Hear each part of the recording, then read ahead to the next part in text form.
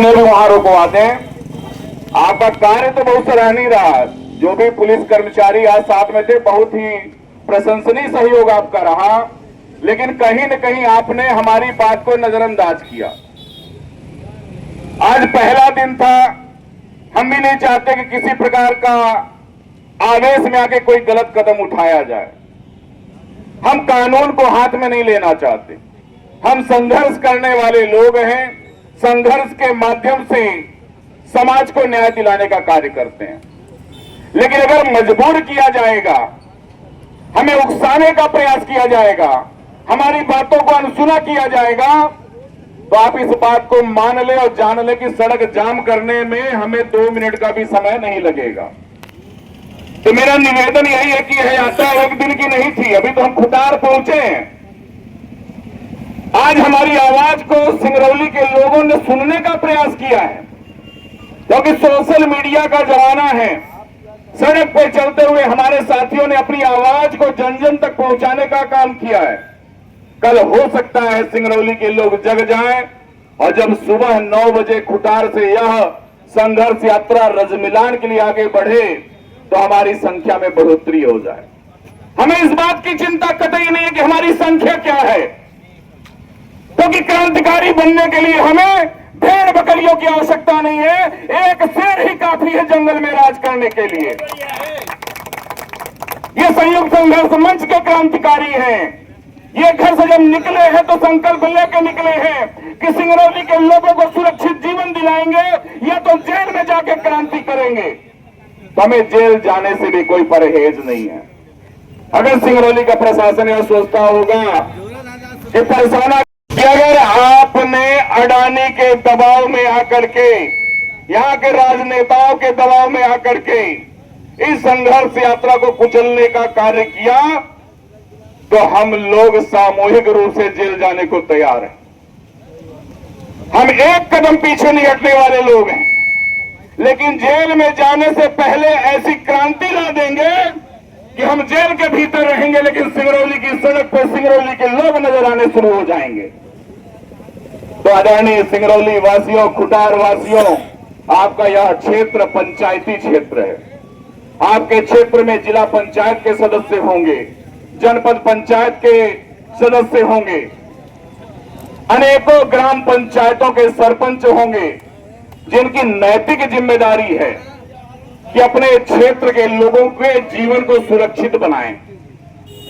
लेकिन कितना दुखद है, ना तो सरपंच साहब निकलना चाह रहे, ना तो पंच साहब निकलना चाह रहे, ना तो जनपद सदस्य महोदय निकलना चाह रहे, ना तो जिला पंचायत के सदस्य निकल रहे, ना माननीय विधायक जी नजर आ रहे, और ना तो विपक्ष का दल नजर आ रहा। अरे हमने तो सबका आह्वान किया है। संयुक्त संघर्ष मंच एक महासागर बन रहा है, जिसमें समस्त राजनीतिक दल, समस्त सामाजिक संगठन आकर के मिल करके इस महासागर में समाहित होकर के सिंगरौली के जन जीवन को बचाने का काम कर सकते हैं। लेकिन दुख की बात है, जनप्रतिनिधि तो आ नहीं रहे सड़क पे, लेकिन जिनके घरों के चिराग बुझ पिछले 8 से 10 वर्षों में, उन घरों के परिजन भी इस आंदोलन में शामिल नहीं हो रहे। अरे आप एक बार विचार करो, एक बार आप सोचो कि जब आपके घर का, हमारे घर का, हमारे पड़ोसी के घर का चिराग सड़क दुर्घटना के माध्यम से मृत होता है, घायल होता है, तो कितनी पीड़ा उठती है हमारे मन में। हमारे मन में कैसे कैसे विचार आते हैं कि ट्रक में आग लगा देंगे, सड़क जाम कर देंगे, पुलिस से भिड़ जाएंगे। लेकिन जब जरूरत पड़ती है वास्तव में संघर्ष करने की, तो आपके पास समय नहीं रहता। आप अपने व्यवसाय में मस्त रहते हैं, अपने कारोबार में मस्त रहते हैं। एक बार विचार बनाइए कि आज अगर आपने इस संघर्ष मंच का साथ नहीं दिया, तो कल जब आंदोलन आप करोगे तो आपके साथ कौन खड़ा नजर आएगा।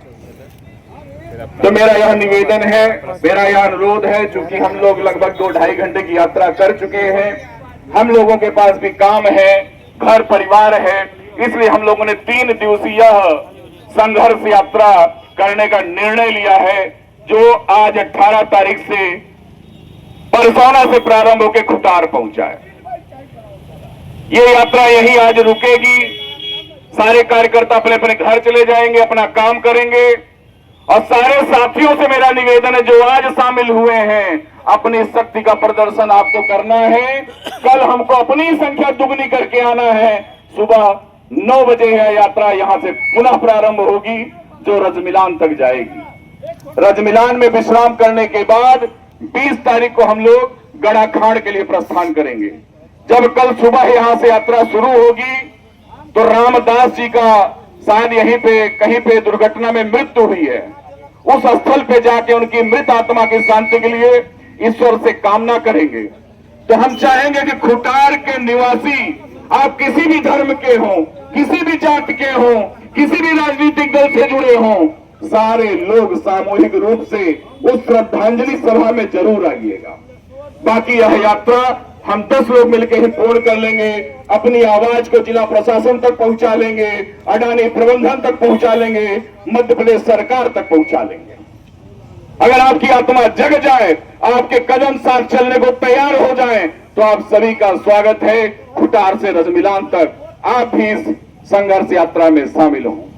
मैं अपनी वाणी को विराम देने से पहले एक बार पुनः पुलिस व्यवस्था में लगे हुए अधिकारियों से, कर्मचारियों से निवेदन करूंगा, विनम्रता पूर्वक मेरा निवेदन है कि कल सुबह जब 9 बजे यह संघर्ष यात्रा प्रारंभ हो तो परसौना यातायात केंद्र से लेकर के और गड़ाखाड़ के बीच में जो भी आपकी पुलिस चौकी है, वहां सूचना भिजवा दें कि किसी भी प्रकार के कोल वाहन का या हैवी वाहन का परिवहन नहीं करने दिया जाएगा।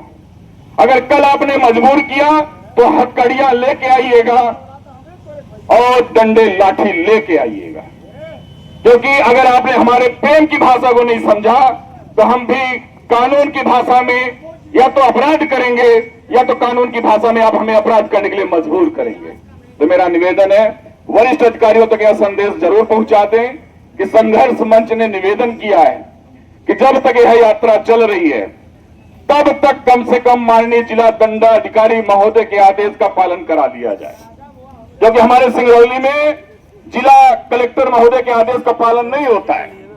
लेकिन यह विनम्र आग्रह है वरिष्ठ अधिकारियों से कि जब तक यह संघर्ष यात्रा चल रही है तब तक माननीय कलेक्टर महोदय के आदेशों का पालन आप कराएं, जिससे एक संदेश समाज में जाए, शासन में जाए, कंपनियों में जाए कि सिंगरौली का जिला प्रशासन भी सोया नहीं है, वह भी सिंगरौली की जनता जनार्दन के साथ है। तो मेरा आप सभी से निवेदन है कि कल सुबह सारे लोग 9 बजे अनिवार्य रूप से पहुंचेंगे, जिससे यह यात्रा समय पे प्रारंभ हो सके। जय हिंद, जय सिंगरौली, विजय सिंगरौली। वो समय बताएगा।